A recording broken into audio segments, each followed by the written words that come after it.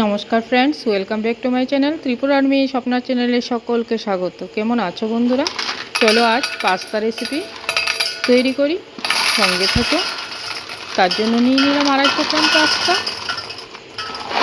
এবার সেটাকে পরিমাণ মতো জল দিয়ে সিদ্ধ করে নিতে হবে।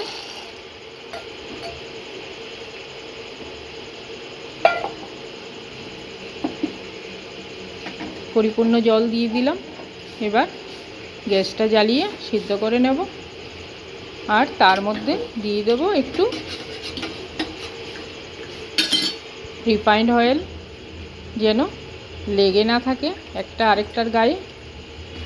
তেলটা দিলে একদম ঝরঝরে হবে, কেউ কারোর গায়ে লেগে থাকবে না। তার মধ্যে দিয়ে দিলাম একটু নুন। এবার 5 থেকে 10 মিনিটের মতো সিদ্ধ করলেই হয়ে যাবে পাস্তা সেদ্ধ। এবার গাছ থেকে কারি পাতা নিয়ে আসলাম পেরে।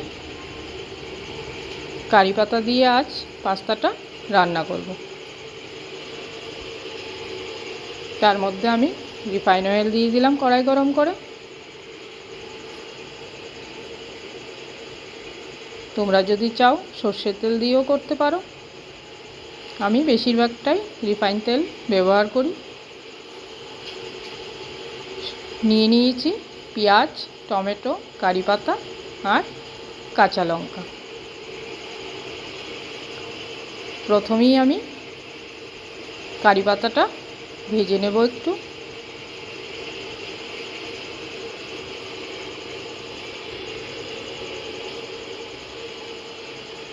সঙ্গে দিয়ে দিলাম পেঁয়াজ। এবার কারি পাতা আর পেঁয়াজ একসঙ্গেই ভাজা হবে।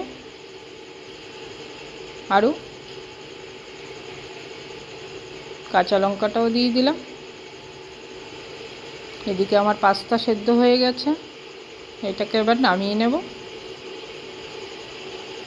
ঝাঁঝরির মধ্যে ঢেলে জলটা ঝেড়ে নেব ভালো করে।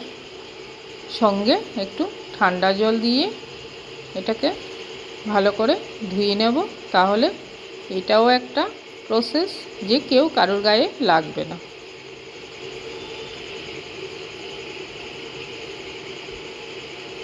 আমার পেঁয়াজ ভাজা কমপ্লিট।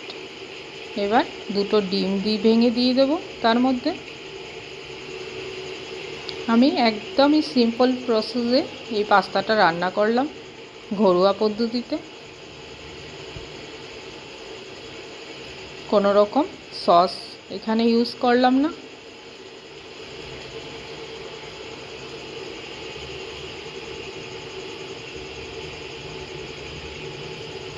কয়েকটা টমেটো দিয়ে দিলাম কুচি করে কাটা।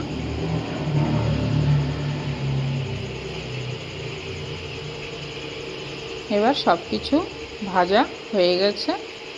তার মধ্যে আরেকটু পরিমাণ মতো নুন দিয়ে দিলাম। আগে যেহেতু নুন দেওয়া ছিল, আমি এখানে সামান্যই দিলাম। এবার দিয়ে পাস্তাগুলিকে নাড়াচাড়া করে নিতে হবে, ভালো করে ভেজে নিতে হবে।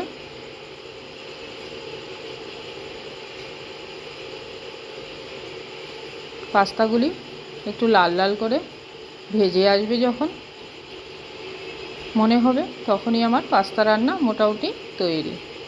তার সঙ্গে দিয়ে দিলাম একটু গোলমরিচ,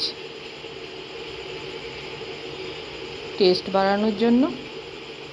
কারণ যেহেতু আমি কোনো রকম সস ইউজ করিনি এখানে। এবার আমার পাস্তা রেডি, আমি সার্ভ করব।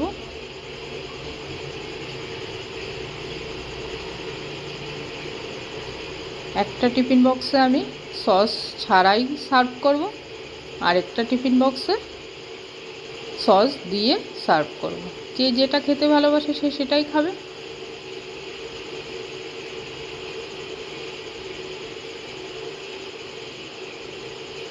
ভিডিওটা ভালো লাগলে লাইক শেয়ার করতে একদম ভুলবেন না বন্ধু।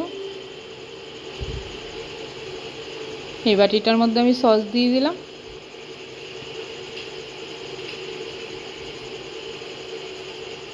কেমন হলো বন্ধুরা, কমেন্ট করে অবশ্যই জানাবেন প্লিজ।